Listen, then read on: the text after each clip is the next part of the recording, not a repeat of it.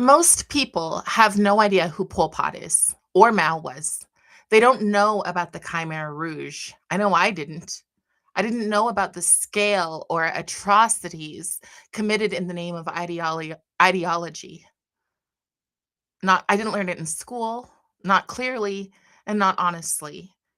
And that's why I collect these stories, because our young people especially deserve to know them. My guest today is going to share her family's experience under Khmer Rouge, the Cambodian Reds. These are not abstract ideas, these are lived experiences. Today, we are once again hearing the language of collectivism dressed up as compassion, a promise of a warmer society. We're seeing people argue that others should be excluded and even executed based on how they vote. A recent study showed a growing number of college students believe it's acceptable to commit violence over someone's speech. Others insist language is about preserving dignity. I find all of this deeply authoritarian. And if you're not sure what that word really means, by the end of this conversation, I think you will. Friends, please welcome my guest, President and CEO of Mom Army, who has a very direct link to the Cambodian genocide, Seak Smith. Welcome. Thank you. Thank you for the opportunity to share. Yeah, I wanted to start just from the very beginning. You just let me know. I just want to hear your story. Yeah. Yeah. So I immigrated to America as a 3-year-old refugee. So prior to landing in America, my dad, let me go back a little bit more. My dad was a drummer, so he was a musician, and he was a soldier fighting against the Khmer Rouge, the Communist Party. Those two things alone would have marked him for execution. So he had to hide his identity during a lot of this period of civil war and turmoil. He could not let people know exactly who he was. And that was across the board, all across the country. So Cambodia was going through its own civil war. It was kind of like from the geopolitical side, it was the Vietnam War bleeding into Cambodia. There was a secret bombing campaign that exceeded the amount of bombs that were being dropped on Hiroshima and on I'm forgetting the other city, but during the atomic bomb. So more bombs were being dropped in the countryside of Cambodia during the 1970s than any other campaign in American history. That's one piece of information that I found out in more recent years than I had known early on as I was researching a lot of this stuff about the genocide and all of the conflict there. So just to set the backdrop, that's what was going on geopolitically. Southeast Asia was a stronghold of the British in Thailand, and then the French in Cambodia, Indo-French, China and Vietnam and Cambodia.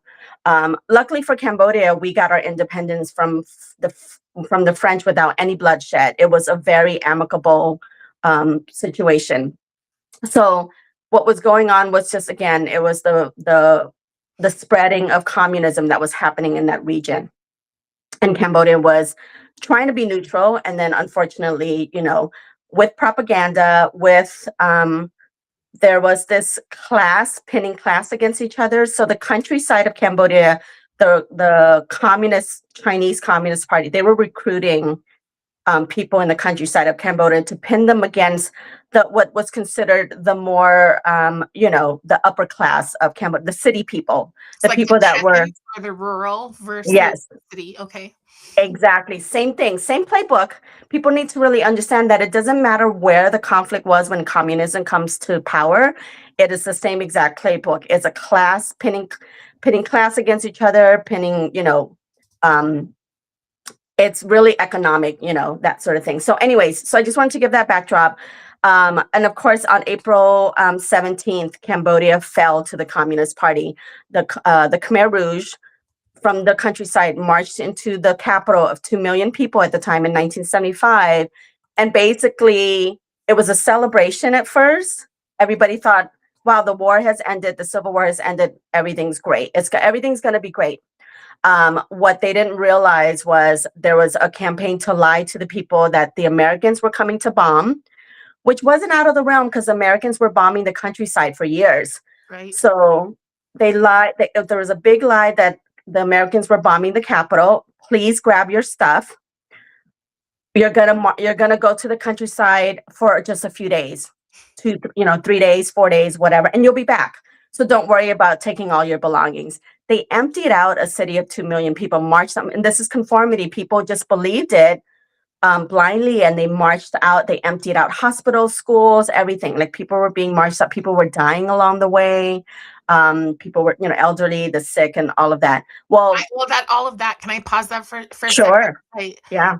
I was just listening to some documentaries before to prepare for this, and that all of that, if people were infirm, if they couldn't move for themselves, they were hacking them to Hmm. death in the hospitals.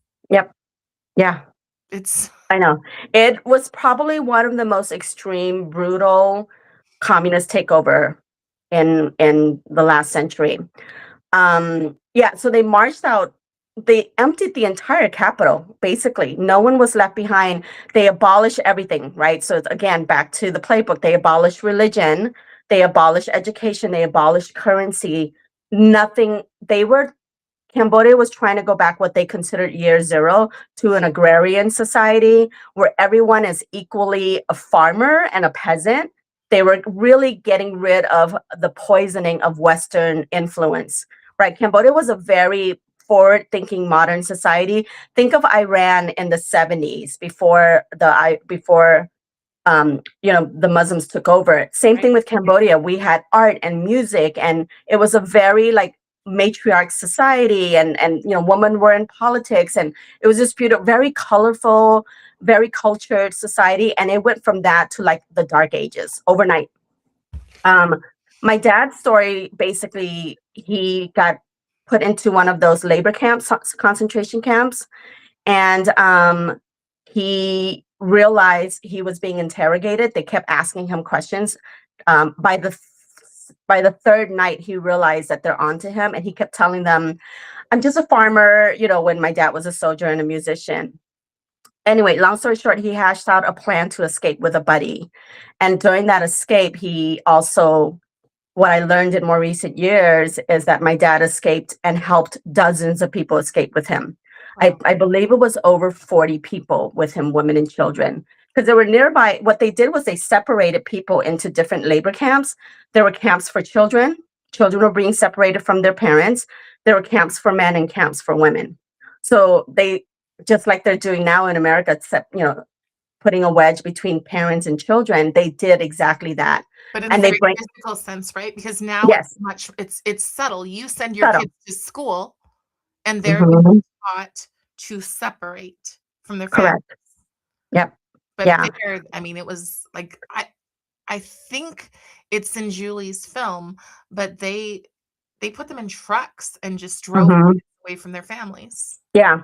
So they put children into these separated, like, children's camp, and they would propagandize them. They would, I kid you not.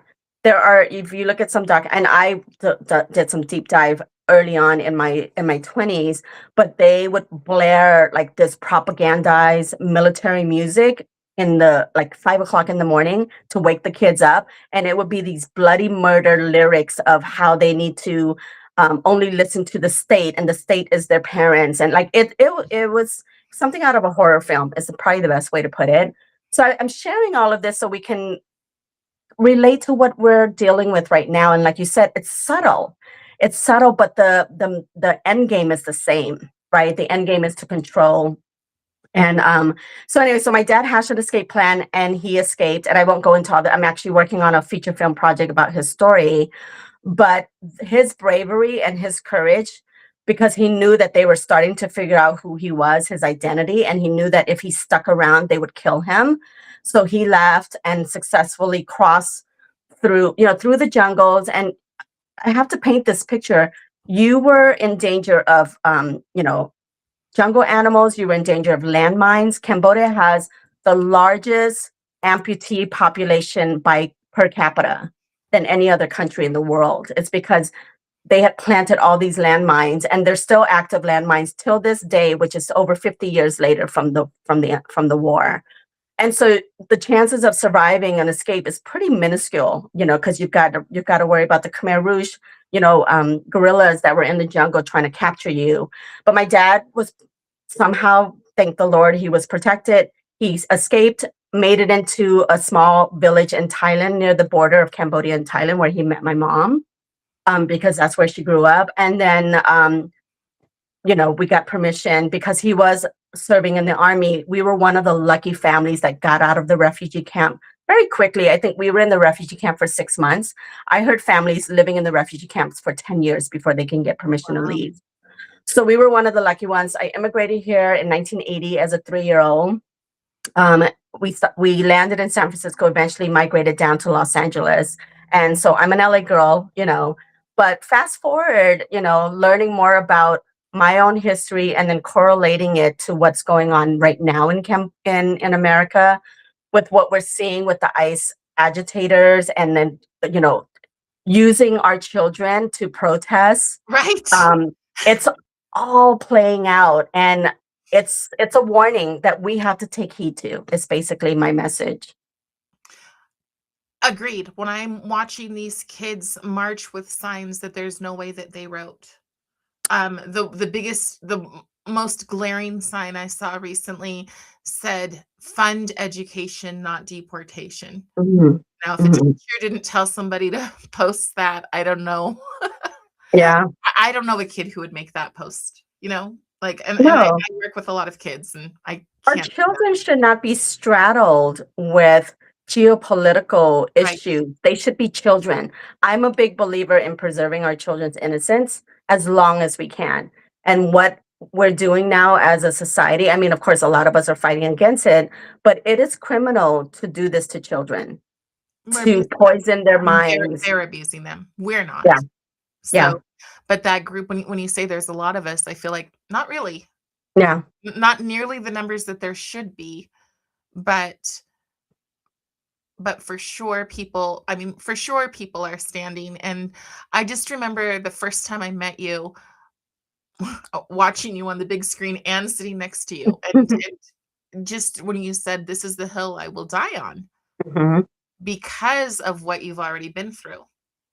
So, did you weren't personally in one of the camps? How so you came here I when was you born after. So I were was born after. born after the fall. So I was born in the middle of the conflict, like the concentration camps and the genocide lasted almost 4 years. So from 1975, the liberation by the Vietnamese army happened in 1970, January of 1979. So I was born in 1977. And I was born in the small village in Thailand, in my mom's village. And as my dad actually kept going back Okay. into the war zone to rescue more people, actually, is what I learned about him. Oh, So wow. even though he had escaped and found safety, he kept going back into the concentration camps to rescue more people into the country. Um, He was like lots a of Harriet Tubman. He was exactly like that, and I only found this out during COVID in 2021. I decided for the first time to ask my dad, like, what exactly happened? And the reason why I hadn't really dug into the details of his story was I was afraid that I was going to re-traumatize him, Right. because I knew it was such a horrific time, and I wasn't sure how he would respond if I like pried and try to figure out what happened. The complete opposite happened. My dad was gleefully and proudly sharing his story with me. And that was the moment I realized I needed to tell my dad's story. So my husband's writing the script right now. We're working on a feature film project um, with characters, and we're going to be casting for it. It's called Echoes of Redemption. And it is going to be based on real life events and stories of my dad's escape, but built around my husband and I's love story. So it's a fantasy romantic drama. It's going to be very emotional, because the movie poses the question. And the reason why this happened, after I found the details of my dad's escape story and realizing he was like a Harriet Tubman, I go home and tell my husband, and I said, "You're not going to believe this, but this is my like I just found out what happened to my dad during that period." And my husband had this profound moment. We've been married 25 years now. We have 3 beautiful children. We met when we were 15 in high school, so we're high school sweethearts. And my husband has been very enveloped and embracing my culture and all of that. That's a whole nother story. But as I was telling him, he took a very profound pause and reflection and looked at me and said, and he knew this for years, but I think it finally hit him once he realized my dad's story. He said, so much tragedy and death had to happen for you to be my wife, for me to have the family I have. If it wasn't for your dad's bravery, I wouldn't have the life that I have today. And that became the premise of our movie. So the movie will explore an alternate universe where the genocide has not happened. Oh, wow. And what does that look like for our family?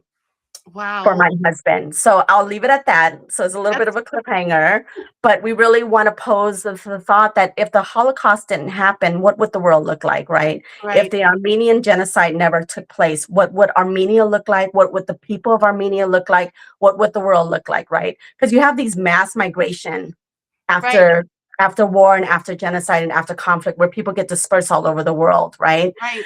So that's really, I'm a big believer in influencing and inspiring people through storytelling and through movies and through film. I think it's a powerful tool that the left uses a lot to Right. propagandize our population. You've got to We counter the have, culture. Yeah. yeah, Mhm. we have to play in that same arena, and we have to do it better.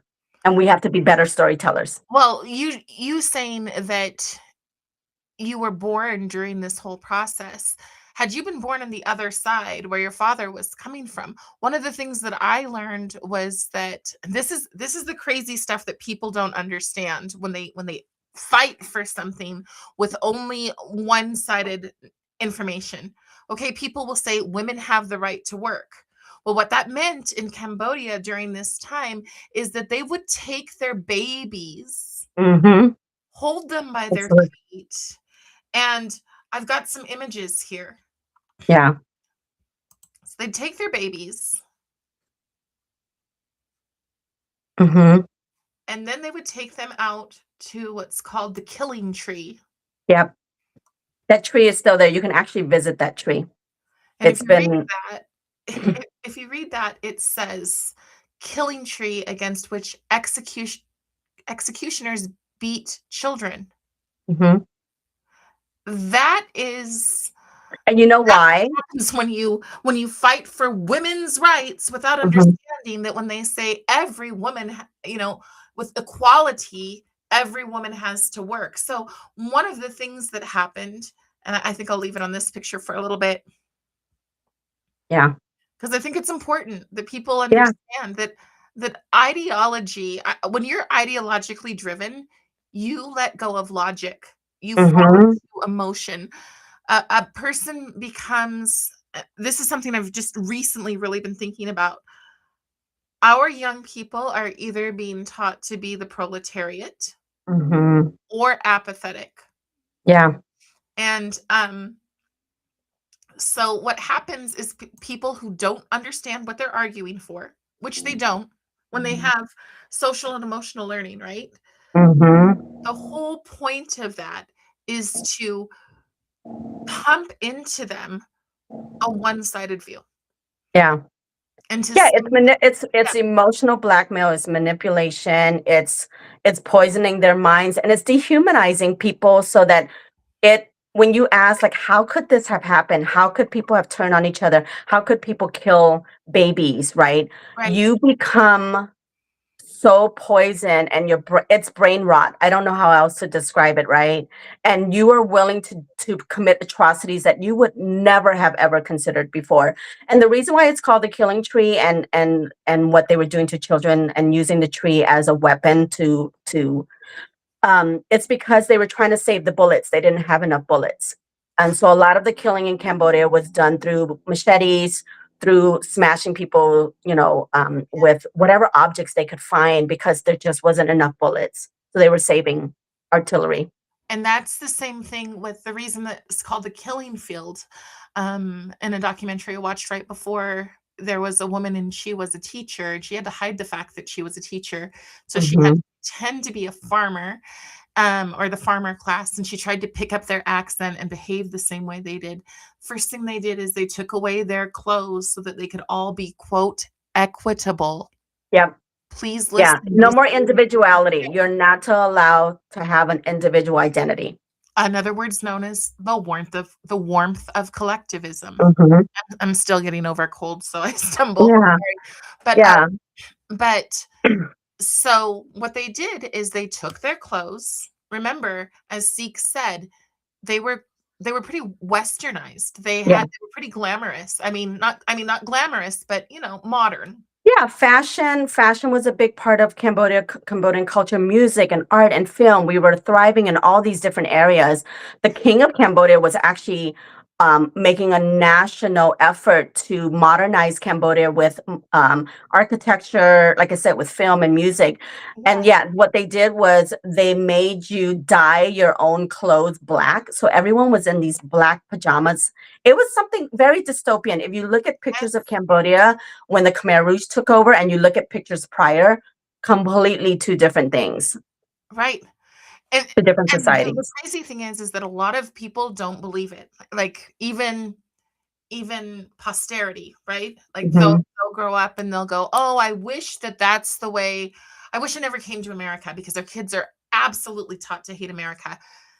And that's something that other countries have been doing for decades, yeah, teaching people that America is the worst place on earth. Now it's come to America, and so many of our own children believe this, and they don't know mhm, these stories. A couple of years ago, I've got a few friends who are dissidents, and they went to the Capitol and they said, "We believe that kids should be told the stories of communism." And this is here in Utah. And yeah, the legislators said, "Not now. Now's not the time." And when I'm thinking, I had to listen, is it Khmer Rouge? Is it Khmer Rouge? I didn't even mhm. know it because I'd never heard about it. Like, yeah, yeah. It's one of those obscure things in history that no, like till this day, I could meet somebody and tell them I'm Cambodian, and they have no idea what I'm talking about and where it's on the map. Yeah. Yeah. In fact, yeah, I would have to look, I would have to search Mhm, on the map to be able to find it because we don't know these stories. And these stories are yeah, so important because history obviously repeats it. mhm, One yeah, of the things that I wanted to talk about is how young the soldiers were. mhm, Look at these kids. yeah. What is the difference between, well, they're steps away from kids walking out of school protesting. What I mean by that is this morning I saw a report of a teacher being beat up for wearing a red hat. The Yes, I student saw that. the students were wrong. It Mhm. wasn't he wasn't some far right guy. He wasn't even a Trump supporter, which I would say are two different things. But he wasn't that. And they But beat even if he was, we are treading into dangerous territory when children band together and become a frenzy of a mob that yes, they can assault a complete stranger yes, and not think that there are consequences to that. We're supposed to be a country of laws, you right. know, And and we there's are literally go ahead. ushering in the red guard, the student revolution. That's we've radicalized our not we. Let me rephrase that. Right. These people, these ideologues have radicalized, have infiltrated our education system, has infiltrated every institution in American society to destroy us from within, using our youth to do it. It is the same playbook, and we are watching it play out. And I don't think the majority of this country even understand what we are facing at this moment. No, and when you say the dreaded C word, when you say communism, people turn off, "Oh, that would never happen Mhm, here." Well, if you yesterday in my class, I was teaching my high school class, and I put up all the things that Lenin did and at the ages of which he did them. So like 11 to 14 years old, they started the indoctrination. 14 to 26, you had to prove your loyalty or you couldn't get a job. You couldn't go to university. You couldn't progress. doesn't that sound familiar in So, recent years, what we've had to deal with? and that's what I was doing. I said, I'm going to list these things. You tell me when you've seen them. And Mhm. quite honestly, most of my kids hadn't seen it because they're in a bubble, Yeah. right? And I'm trying to open up that bubble because I do worry that when they get to the university, people will fish for them. They will look Yeah. for those kids who grew up in a bubble and say, "How can I break you?" Hmm. Which seems to be a massive target here. Yeah. I mean, Utah is uniquely in its own kind of bubble, if you want to say. People Yeah, think that, because of, the religious background of a lot of people in Utah and everything, that Utah is kind of a safe, conservative state. It's the state that went the bluest in the last election than right, any other state in the country. right. Well, and we do currently have a young man who is Muslim running unopposed, and the things that he promises sound like Minnesota. Hmm. And we do have this guy. Uh, we just elected a senator, a congressperson called called Nate Brown, but we call him Nate Clown because Hmm. he's pushing for all of this stuff. And again, I almost can't blame them because they've been miseducated. Yeah. Well, It's they've been taught to hate this country. They've been taught that the system is so unfair, which is complete opposite of what it means to be an American. right, I have so much gratitude and appreciation, and I am just so proud to be an American. And I will scream that everywhere I go. I've sat on panels. So I sit on the board of Young Americans Against Socialism. It's an organization that tries to educate around these issues. I've sat on panels wherever I can speak. Obviously, you and I met through Beneath Sheep's Clothing and filming that. But it is scary how easy it is to tell somebody, I can give you something for free because the system has been unfair to you. When America is the greatest country and still is and always will be, if we can preserve it, the land of opportunity. We all have the opportunity. I am a refugee from Cambodia. I grew up in the projects of South Central LA my whole entire childhood. We were on welfare and food stamp. We were not the successful immigrant story that people tend to hear about. We were actually one of the very groups of immigrants that struggled economically. My parents never learned to assimilate and speak English, partly because they kept putting themselves in environments where they had a lot of people that speak their language. right, The Cambodian immigrants that did become successful were the ones who lived away from their own community. They were the ones that were forced to speak English, were forced to start businesses, were forced to find ways to succeed. And I don't say that to shame my parents at no, whatsoever. What I've learned from my parents, my mom and dad are the most tenacious people with an entrepreneur spirit. Had they been in the right environment, my parents would be very successful business people. My mom was like a hustler. She always had little side gigs and she could make money on the side and do all sorts of stuff. But growing up that way, I didn't allow that to shape my future. I yeah, understood, despite how I grew up, that this was still the land of the opportunity, that I could find my way out of this, that I don't have to repeat the cycle. I remember promising myself that I would never be on welfare. I had to actually, um, you know, benefit from the system later on in life because my husband and I both lost our jobs, 2 months apart, but that's a whole nother story. But but the it was point a I'm trying to stepping stone, it's yeah, not the a point I'm trying to problem, make is right? that Yeah, you can pull yourself up by your bootstrap, right? right. Teach yourself, surround yourself with the right people. There's so many ways to put, and look, I'm just giving you my experience, right? But look at all the examples we have of the Oprahs and the LeBron James and like all these people who have found so much success in America. If it wasn't for the American economic system and capitalism, most people would not have the upward trajectory, right, to get out of poverty. No other country does it the way America does it. No other country, hands The down. crazy thing is that those people that you just mentioned, Oprah and LeBron James, Mhm. they still see themselves as victims. Yep. They wouldn't agree, but that is all they're constantly saying all the things that are wrong. They believe in Mhm. cancel culture and they push that narrative. Um, and I think that that's what happens a lot of times when immigrants come here. They come here with all the hope and all of the Statue of Liberty. Ooh, I'm going to be an American. And then immediately somebody gets their claws into them and says, you don't need to assimilate, Mhm. right? And Yeah. keep them. And the reason why is because then they're good pawns. Yep. And I Yeah. can't today, especially as we've got protesters out there getting killed for stupid things, stupid prizes, in my opinion. Sorry. Mhm. But as we see that happening, I don't understand how people can't see that they're nothing but pawns. Yeah, they're useful idiots, that's the term that's being used when you're being Yes, indoctrinated into this ideology. It is not for your benefit. It is for the collective agenda, whatever that end game is, and that end game is authoritarian, it's control, yes, it's all these things, and you like you said, you're just a pawn in their whole entire agenda. And sadly, people don't see that, and they don't realize that. They think they're revolutionaries, they think they're on the right side of history, they're told they're fighting for a bigger cause, right. um, but they're being used.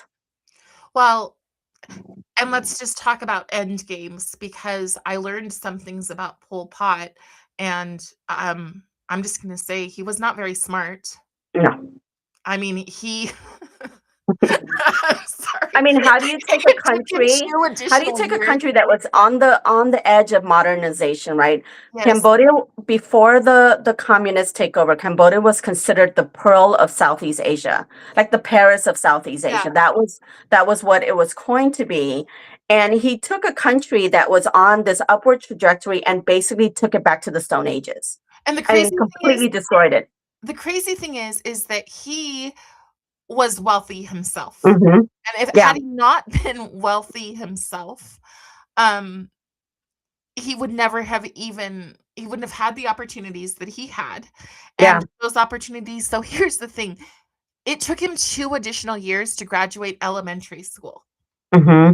and the only reason that he was able and he was selected now this is important, he was selected with a group of people to go to another country and to study Marxism. Yep. Now people will say I was listening to a kind of liberal podcast and they were like, "He didn't really embrace Marxism, communism's not really been tried, right?"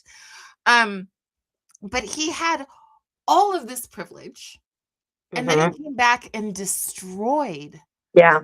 so Well, many. so because Cambodia has such a strong relationship with the French, the largest population outside of Los Angeles of Cambodian immigrants is Paris, is France. Right. So they have a very back and forth relationship between like students and going there for university and things like that. So he was privileged enough to go study abroad in France, but he got roped into the French Revolution ideology with the Communist Party, and Right. that's where he got his teachings from.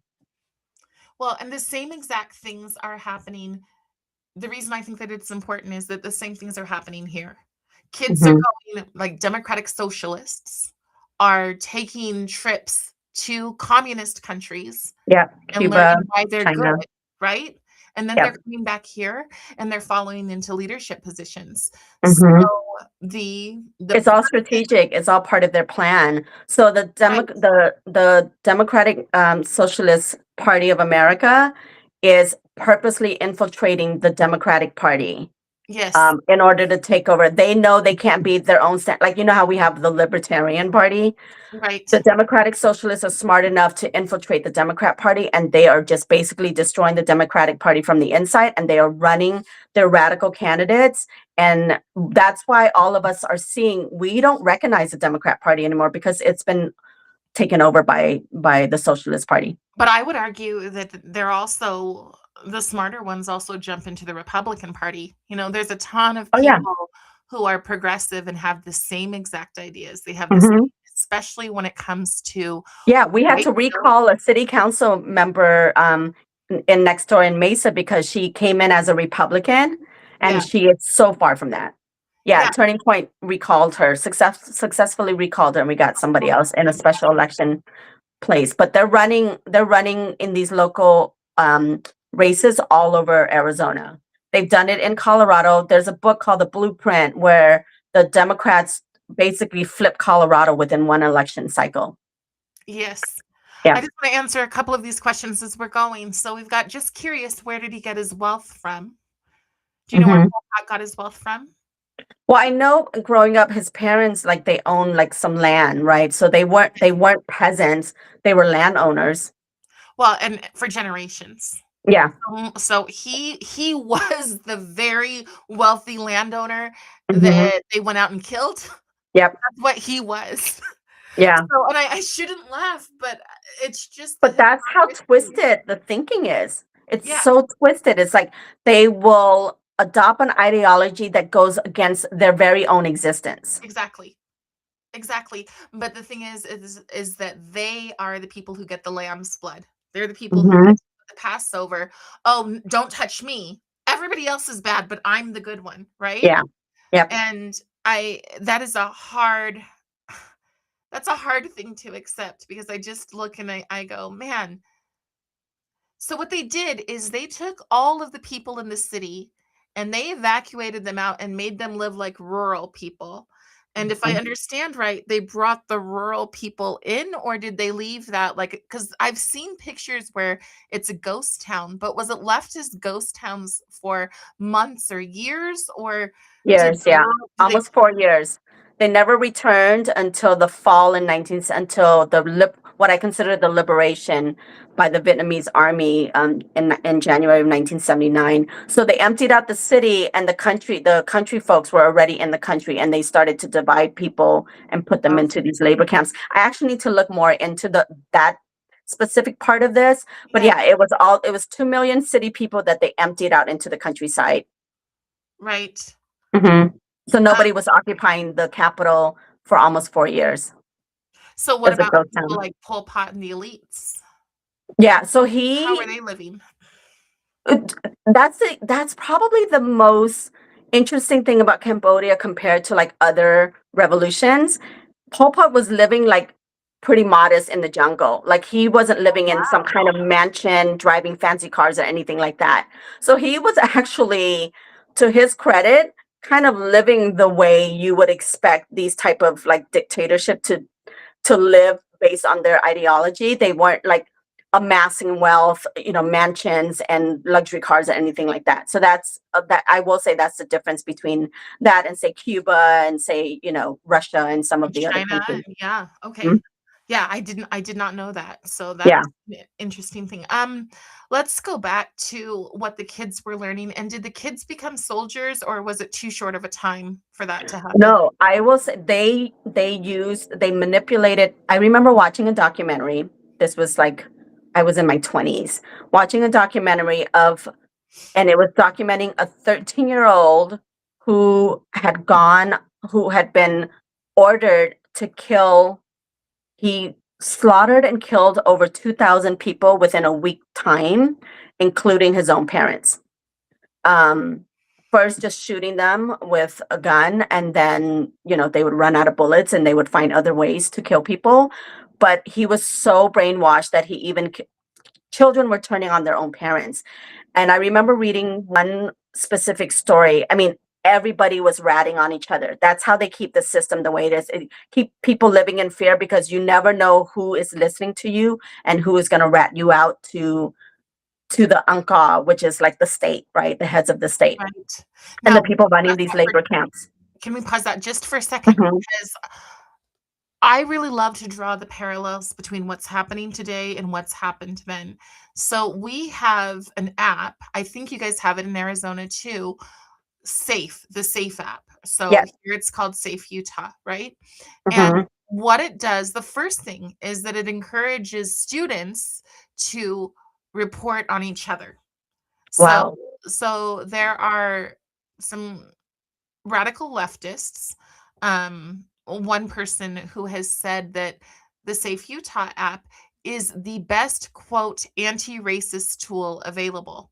And I don't think that's how it was designed, but that's what happens. And so the kids are being taught to report. To tattle I on each other. Yep. Right, or not even just tattle on each other.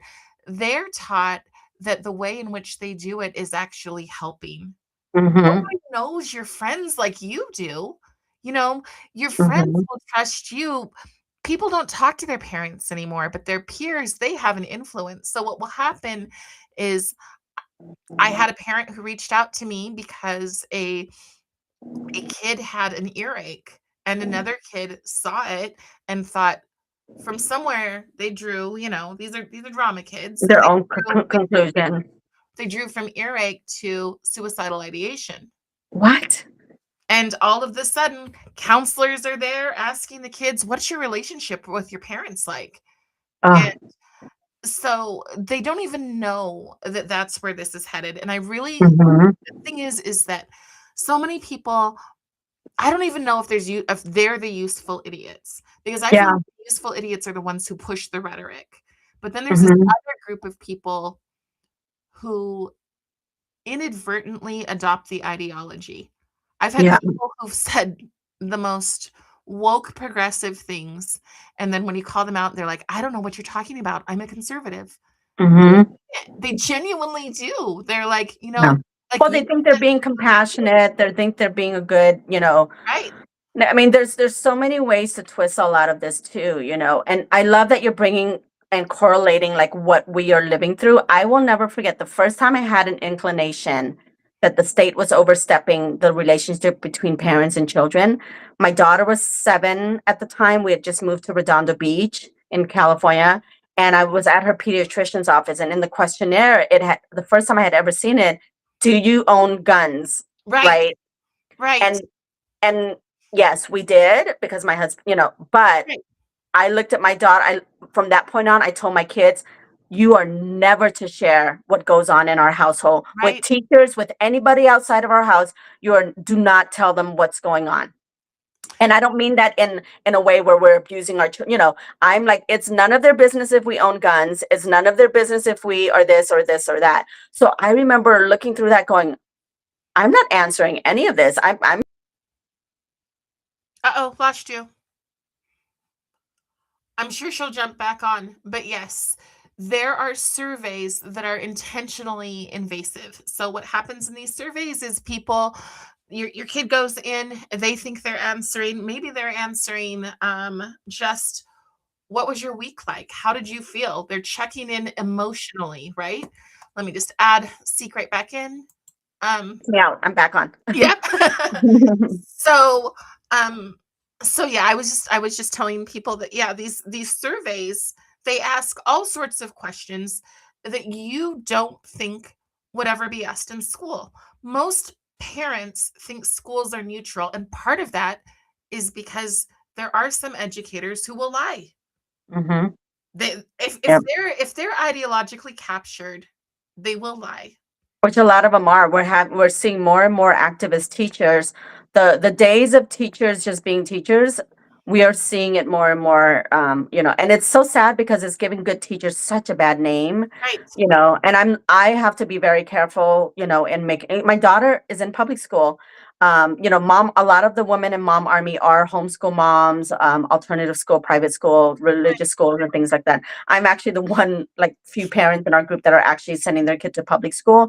But I feel good about it because we really do have open conversations with our children. They're equipped, to deal with a lot of this. She is always supposed to let me know if something's off or if conversations that don't sound right or feel right for her. She knows exactly what to do. So for that, and I just want to equip her. She's going to be out in the real world. She's going to be dealing with people with different mindsets and different ideologies. She's got to be able to navigate that for herself, as an adult. So I don't want to shield her too Mhm, much, but I've talked to parents who their kids get completely captured. mhm, And, Christian families who come from very solid mhm. religious or faith forward foundations, and still their kids get completely warped into these ideologies. I don't have that fear about my daughter. She's a feisty one. Like, no, so I worry about other people I mean, engaging with her than the other way around. I still have that fear because, as I've said recently, that apathy thing is real. And so Mhm. what I've realized is that, because again, I live in rural Utah. So, you look at these kids and you go, "Oh, there's no way we're going to get them on the woke train." Yeah, And there isn't. But what you can do is get them to not care at all. yeah, And that absolutely. that I think is another tactic. And I think what's important about that is is that in these wars, in a cultural revolution, the apathetic do not fare well. Because Mhm. one of the things I was learning about Cambodia was that they would kill the children who couldn't work. They would kill the elderly. They Yeah, would the kill weak. any dissident. If you Mhm. said no to something, they would kill you, even if because they did, they would come out and they would just assign people to be married to each other. Yeah. But if Yep. they committed fornication at the wrong time, they could be killed for that publicly. And Mhm. one Oh, story, yeah, they would do public things to put yes, fear into everybody, and that was how they kept control, right? I remember reading one horrific story where a mother was in Southeast Asia, in Cambodia, there are mango trees just growing everywhere. Like, you can literally feed yourself from the land because there's coconut trees, there's mango trees, like, like you can feed yourself, and there's rivers and streams and fish and all this other stuff, right? If you were ever caught, she had grabbed a mango off a tree and ate it. Her own child reported her to the state, and they killed her. And when they killed her, in order to prove that the kid was right, this is so graphic, but I want people to understand, like, this is how how dark ideology. it gets. Mhm. Yeah, how dark it gets. They cut her stomach open to see if there was a mango in her stomach to prove that she did commit that crime. Yeah, they were cutting the livers out, and they told, I don't know if you know that saying, but they would say something like, "It doesn't cost us anything to keep you alive." Do you know what I'm talking about? Yes, I know, yeah. I forget the exact phrase or the exact quote, but it it Yeah, it it cost them nothing to, yeah, to keep you, and basically cost them nothing to kill you. It's like exactly. either way, it doesn't matter. And they would say that to them regularly, and Mhm. that I think people need to understand is how powerful fear is. Yeah. Because people keep their mouths closed because of fear. Now, I want to show you this photo again. And I specifically chose this one because it reminds me of something that I regularly think about. And that is a government strong enough to give you everything you want. You guys, we are far more, even as conservatives, we are far more socialist. We want to be given things. We want to be taken care of. We think we deserve things. Okay, when I think about the Minnesota fraud, I think, well, so I don't have to pay taxes this round, right? Right? Like, Mhm. what, how can you Wouldn't make, that be nice? you know, but that's how we think. We're far more socialist. But what you need to Mhm. realize is that when you give the government that much power, this is what happens. Those are Yeah. guns that they take. And when they take your guns, then you live like this. Mhm. Then you Yep. live like this. We're your own babies, and look at those little kids back there. They just take them away. And what's this guy doing? Well, he's macheting them. That's what's going on. When you say, government, please take care of me, oh, they will. Until you become like Seek and I, until you become a dissident. Mhm. When you become a voice that says, oh, yeah, so we're not going to do that, they get rid Yeah. of you. And I want to hit on some of the things that have been said recently. Nurses have said, I'm not going to give anesthesia Yeah. to conservatives. Mhm. Okay. Um, 'Cause they deem you the enemy. yes, but Yep. that's where we're at, and we need to not pretend that that's not where we're at. Yeah. And the reason I know this is because I had a nurse. I know it's true, and I know it's true right here because I had a nurse call me and say, I have to do a DEI training for continuing education. To continue being a nurse, I have to take this training. Mhm. And you look at that and you go, I mean, I made a post the other day and I said, look, you guys created something where I'm far more cautious about who I see for my medical care Oh, than I yeah. ever was before. And you created that. So while you create this culture of we are always right and you can't question anything, because that's what they're doing. That's what Mhm. authoritarian is. Yeah, and it puts people in fear. I mean, look, I'm a pretty bold outspoken, vocal, stand up for what's right kind of person. But I will tell you, I had such a blind trust in our medical system. I had questioned everything except for the medical system. So go Yeah, figure, right? And I have not. I am terrified. Speaking of fear, of walking into a hospital yeah, because of the radicalization of our medical staff and field. I don't ever want to put my family in that position where I have to question if this person is going to, um, honor their oath to do no harm. That they would give people treatment regardless. First of all, how is that nurse going to even find out what is he going to do? Go Google you to see yeah, what your political. So my friend yeah. Elena, she did a That's post about it. She exactly said, right. "So could we go Google the doctors before we go into surgery to figure out what their ideology is Right. before we say, dude, like where are we headed with this?" That's exactly where we're headed. I've got an airplane to get on tomorrow, and I promise you, the thing that they hate about what Charlie Kirk said is true. Mm-hmm. I look at my airplane and I breathe a sigh of relief when the guy is 50 or above, male, and ideally Caucasian. And that is Yeah. not something I ever thought of before. Ever. I used to be like, wow, that person, and this is stupid too, right? This Yeah. person achieved something. Who knows? It's like I didn't, because that's what we're taught. We're taught Mm-hmm. minorities always start out life poor, which Yeah. isn't Well, true we used either. to be on merit. We were a merit-based society. It was the best, the cream of the crop rise to the top. The best basketball player Right. makes it into the NBA. The best, whatever becomes a Yeah. doctor. The best. So, but because of all the DEI madness, we don't have that merit system anymore. We do, and affirmative action. I grew up in affirmative action era, where you were given, you know, a way to jump in front of the line to get accepted in schools and scholarships and all these things, even though your GPA might not be up to par or whatever. Right. We have to get back to a system where we are not looking at people's race, not looking Right. at their skin color. Like we should have a colorblind society, Right. honestly. Right. And the And idea, that's how it was for me growing up. I have friends from every background, right. every political, every race, religion, you name it. Right. That never became a factor. Well, yeah. I mean that I'm the same way. Like I've never cared. Mhm. That's it. Like, are you a good person? Awesome. Yep. And now I am very cautious. I'm like, Mhm. I mean, when even like when I go places and people are like, I want you to speak at this or whatever else, I'm like, sure, I will.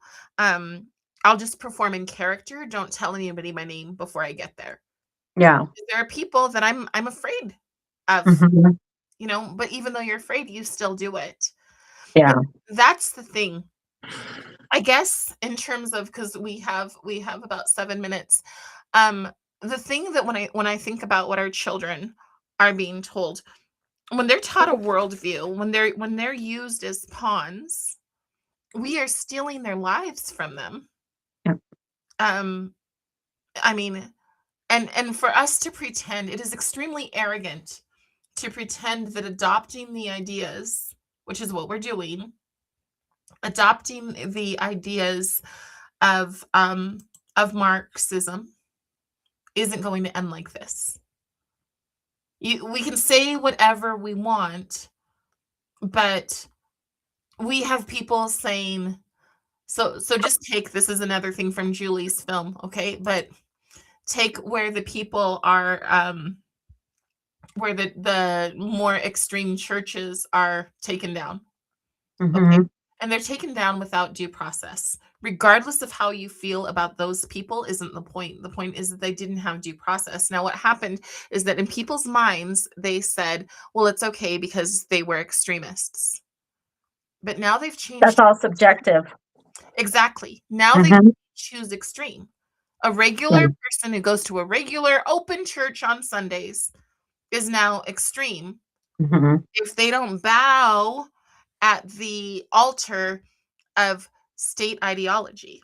Yeah. State ideology is, Hillary Clinton is queen. which Mhm. and Well, I mean, like, down to, since getting more vocal in the last 4 or 5 years, I mean, I've been very independent in my thinking. I consider myself a libertarian, independent, yeah, I've always been very aware and very knowledgeable when it came to a lot of these issues from early on.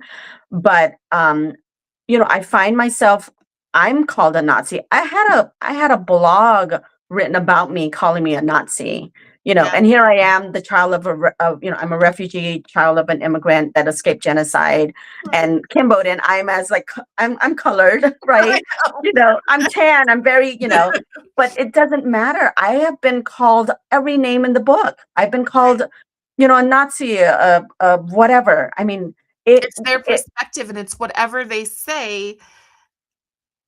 The scary thing is that whatever they say, a lot of these "theys" are in education. mhm.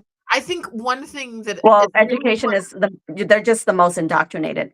Right, but I think one thing that's really important from your point of view that you've said before is that protecting kids shouldn't be political. Mhm. You know, um, these shouldn't be right or left issues. The problem is that the people who are saying some people need to face tribunals based solely on the fact that they support legal immigration, Yeah. or they support having borders, they should face tribunals. That's only coming from one side. Well, here's the thing.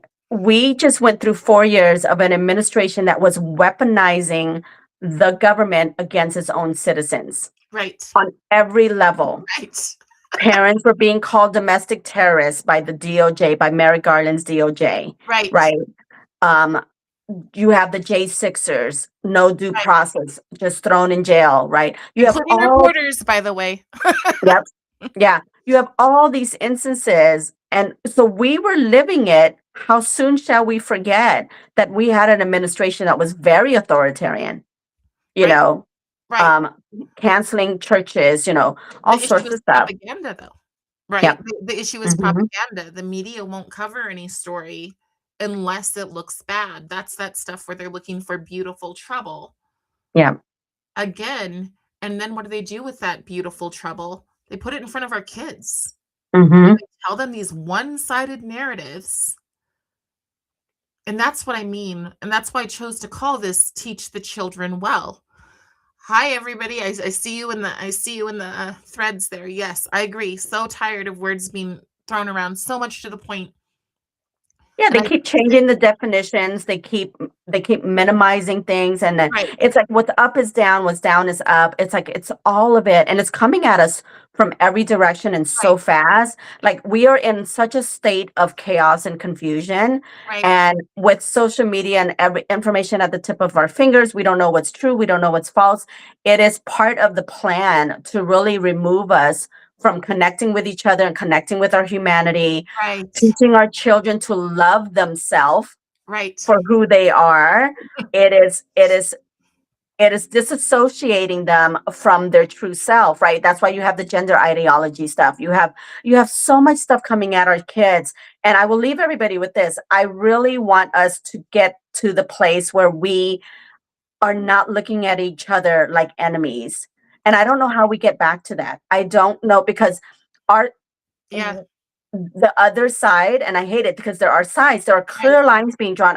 My husband and I talk, how do we compromise with people who think mutilating children is okay? How do we compromise with right. people You who don't. think pedophiles and predators could be reformed? How do we Right, compromise with people who think that anybody is welcome in our country? You right. know, how do we compromise with a th- a worldview and an ideology that goes against our values? I don't know how we get back to that. So what I think is that, and for good or bad, I do this. If there is no communicating with that person, if they do believe those things, then I step over them like an obstacle and I look for the next person who's willing to listen this much. Mhm. They're willing to listen this True. much, if they're willing to see me as a human this much, then I'm gonna put everything I can into helping them, into seeing them that way too. Yeah. But there are the ideologues. I mean, I had a person last week who reached out on Facebook and wanted to be friends, and they had I am Antifa in their profile, and I was like, "Yeah, no," and they said, "Well, how come you didn't accept me?" And I was like, "Well, quite frankly, I'd like to keep my neck in place." Yeah. Right? I am so sorry, but that's where I'm at. Like, I don't want you screenshotting what you think is hate. I'm Mhm. not a hateful person. Yeah. And And trying to use that against you. sending it to a crazy person who's gonna do what they're going to do. So we've got a few things. Having young kids do walkouts last week was terrible. Yeah, I mean, it was little kids, like preschool. Yeah. And again, they're using them. And so I would encourage anybody who's watching this to go look at some of those Cambodian documentaries. They packed those kids up in trucks. They made Mhm. 5-year-olds walk around in the fields and pick up manure for fertilizer. But then a story that I heard was this woman's daughter ate a cucumber when she was picking cucumbers, and they tied her to a tree and they beat her, and her Mhm. mom couldn't do anything to help her. And I'm gonna leave you with this. You guys, we can do something to help our kids. Yeah. We Last night I watched a Shakespeare play, so I'll just say we can screw our courage to the sticking place. Mhm. We can find it within ourselves to say, I know what comes next if I don't stand now while I can. While it might Yeah. be uncomfortable, while somebody might call me names and make a blog about me. Yeah. I don't Okay. care. I You mean, know, you I know, it hurts. the one thing that I will say, when we're talking to parents, and people ask, raising my children in LA, they went to public school. I have very strong young men who are conservative, who are family first. They have values that we've instilled in them. I always tell parents, are you your children's biggest influence, or the outside world is your children's biggest influence? And until you can do that and make sure that your relationship with your kid is as tight as possible, and you give them the ability to empower themselves and to think critically and to be compassionate, but also don't, set boundaries. um, that is what we do. We raise strong Yes, children that become influence in their in their peer groups. you yes, know don't let your child be the one that goes along with the crowd. Let your child be the one that is willing to stand up by herself to do yeah. what's right. And then the other thing is, I think, don't give up. I've Hmm. got a 17-year-old, and there are moments where it's just like the moodiness is real, and you just Yeah. go, the "Ah, teen I'm the teen done." year is, yeah, I know. And you can't be done, and that means that you need to cater to them for a little bit. You know, Hmm. you only sit down and watch the things they wanna watch, even if they're dorky. You Yeah. only whatever. You're eating Keep the pizza every communication, night keep the because you're watching relationship. Yep. pizza? Keep building the relationship, especially in their teen Yes. years when they are trying to figure themselves out. So, um, yeah, I just hope that the more people are understanding what we are actually facing as a country, Yes.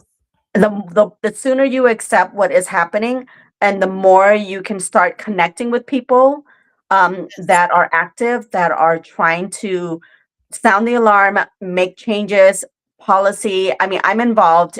Get involved wherever you can. Get Right. involved if it's and I know politics isn't the answer to everything. So I'm not preaching that we Right. find solutions in other people. It really is about how Right. we live and operate and within ourselves. But you can be a piece of the puzzle. You can be part of a solution. I don't want people to be black pilled to think like there's no hope and there's no way out of this. We Right. really got to be operating from a place of hope and a place of finding solution and a place of building community and with like-minded people. And that's how we're Coalition. going to change a lot of things. Yeah, so coalitions are vital. I was Mhm. listening to Carlin Borisenko. You can like her or not, but she has very valid information. But one of the things they said is that on these signals, They've got 80,000 people, and they are there for each other. We need to stop fracturing over teeny tiny disagreements. Mhm. The thing that we need to do is we need to commit to building the next generation of moral, just, virtuous people. That does not Leaders, yeah. necessarily mean religious. It just means Mhm. moral, just, virtuous. So we build that into the next generation and we commit to it. And if we find ourselves in some black pill place, as long as we're breathing, we have the ability to do the right thing. Yeah. So the last thing, Seek, and we did go a little bit over, but that's okay. The last thing is just talk tell the people about Mom Army and how they can find you and what they can do to support you. Yeah. I mean, we started Mom Army in August of 2022, and we have every year we reassess, like, what did we do really well this past year? What is the future for Mom Army look like? We have found our evolution to be in a place of helping build the next generation of leaders, helping activate moms and dads. We have Dad Army too. We're in the middle of just like realigning, rebuilding, refining is the word that comes to mind. And so right now, we don't have a website up right now. We're in the middle of like revamping and all of that. But we're on Instagram. Find us on Instagram. That's where we mostly operate and post. So it's the.momarmy and the.dadarmy. Send me a DM. I love Um, that you have dads too. yeah. It's I think it's vital. important, like the moms have been at the forefront of a lot of these battles and these fights.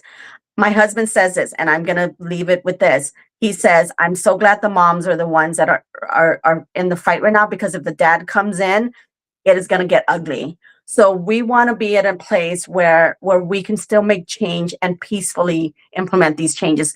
Yeah, We are seeing a lot of political violence, coming up from the other side. We right, cannot operate from the same place that they operate. We right. really have to figure out how to save our country without resorting to violence. Great. And I'm just going to look a little bit here. Mhm. Whether you are a parent or not, yes. So I read Moms for America, as you can see in the back, and Utah specifically, but Yeah, they're you all don't have to over. be a parent. We have Exactly. lots of people in our group that are not moms or Yeah. dads. We If we you call have a them love moms. for children, Yeah. you have a love for our next generation, for children, and for our country and our freedoms, that's it. That's all we Yep. require. Yep. These kids need to be mentored by people who are based in reality and Mhm. love them. Those are the two things, and not love them in the creepy way. Yeah, So, right. but that is it. So, my friends, thank you so much for watching. Please like, share, and subscribe. Seek, it's been wonderful to talk to you. You guys, Thank you. I have Will Roosh coming up with Paradox Academy. Oh, yeah, he's a friend. He's part of our dad army. Oh, yes. Yeah. So I have him coming up shortly, and Kelly Sky with A Time to Stand. So you guys, I'm trying to put out as much content as I can for as long as we can, because there may be Mhm. a time. I mean, there are celebrities right now saying they should be banned. Yeah. So we put out as much as we can, as fast as we can. And thank you so much. I really, really appreciate Thank you, it. See, Terry.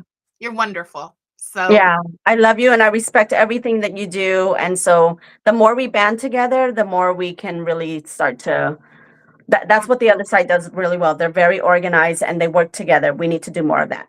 absolutely. Yeah. Anyways, I hope you have a Thank great day. you. Thank you. You Bye-bye. too. Bye-bye.